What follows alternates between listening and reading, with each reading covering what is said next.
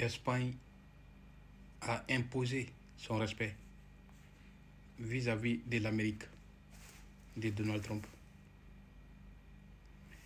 Donald Trump a l'habitude de forcer les pays pour qu'ils puissent accepter leurs exigences, ce qu'il impose au fait. Mais l'Espagne n'a pas accepté. Désolé. Déjà, avant de continuer la vidéo, je vous prie de vous abonner, liker et partager dans toute la coupe les gars. Donald Trump a demandé l'Espagne pour qu'il puisse donner une de leurs camps militaires pour qu'ils puissent préparer pour frapper l'Iran, étant en Espagne. Et l'Espagne n'a pas accepté. Non seulement il n'a pas accepté, mais il a refusé catégoriquement aussi les bases américaines qui se trouvent en Espagne d'utiliser pour frapper contre l'Iran. Ouais. Et après avoir refusé, l'Amérique a menacé l'Espagne en disant que non, il va bloquer toutes les Marseille entre l'Espagne et l'Amérique.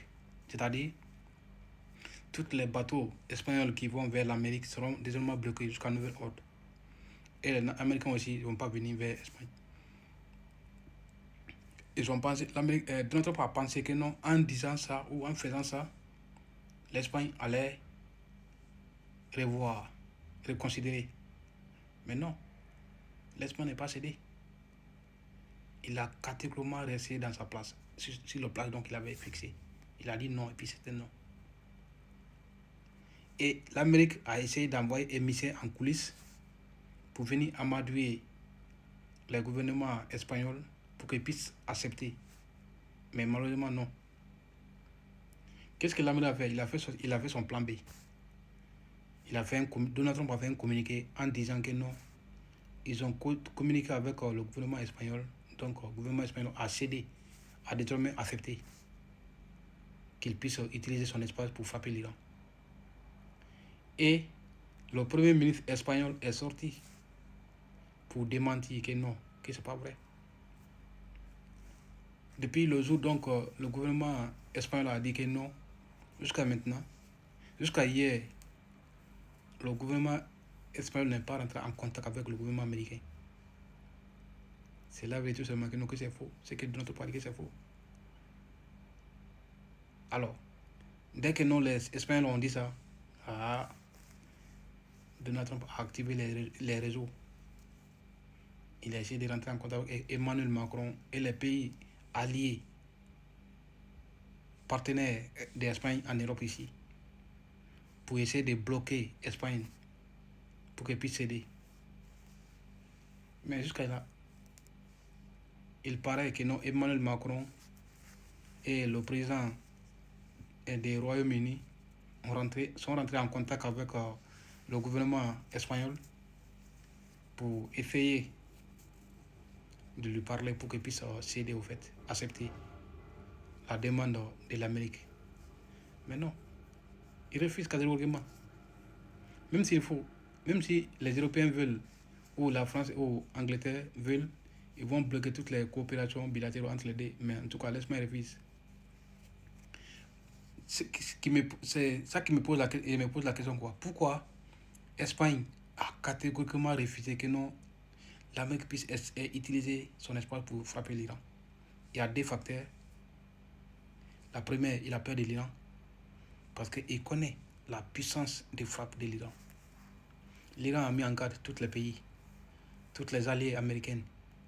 Si un pays accepte de laisser utiliser l'Amérique pour frapper l'Iran, ce pays est désormais en conflit direct avec l'Iran.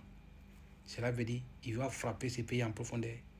Et les Espagnols savent, quand l'Iran dit, il fait. Et puis, il sait bien frapper au fait. Il ne va pas seulement se limiter dans les bases militaires, mais aussi les intérêts américains, même si c'est dans les grandes villes, il va frapper. Et l'Espagne refuse que non, une bombe ou une missile puisse tomber dans son sol à cause de l'Amérique. Pourquoi l'Amérique ne veut pas que nos missiles puissent tomber dans son pays? Sauf que non, lui, il pousse les différents pays pour que non, les missiles viennent tomber dans les pays. Par conséquent, l'Iran et l'Espagne refusent. La deuxième, l'Espagne ne veut pas que non, il rentre en conflit avec l'Iran. Parce que 55% du pétrole espagnol quitte en Iran. Ou plutôt quitte dans le Moyen-Orient. Donc, il ne veut pas mettre son business en péril à cause de l'Amérique. Parce que le business américain, c'est déjà là. Parce que le monde paye les différents matériels produits en dollars. Donc, l'économie américaine, c'est presque stable.